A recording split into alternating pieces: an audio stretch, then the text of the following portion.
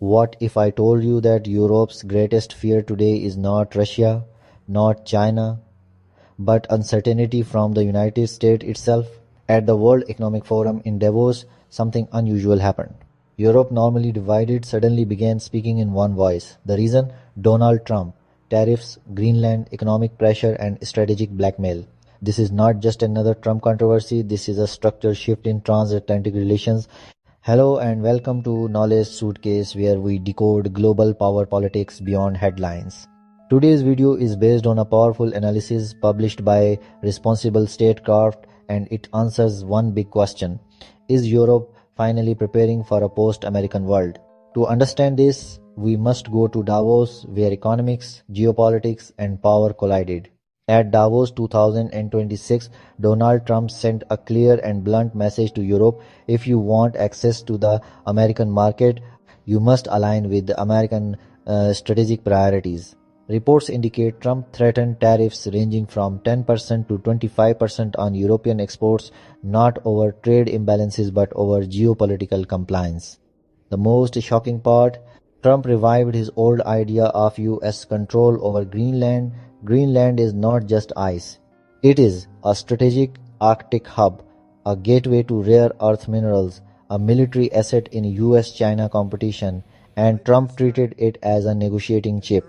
Denmark, which governs Greenland, immediately rejected the idea, so did the European Union.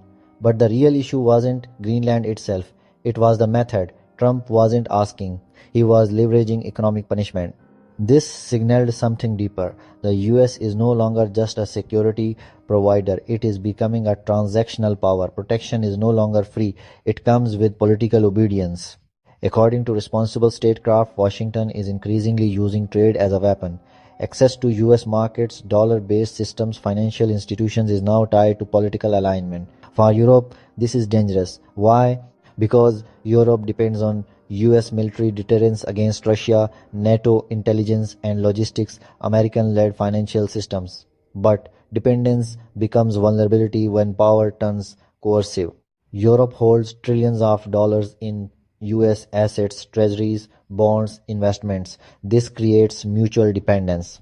If Europe retaliates, US markets suffer, European economies crash, so Europe is trapped, too dependent to resist, too strong to fully submit. This is why Davos mattered.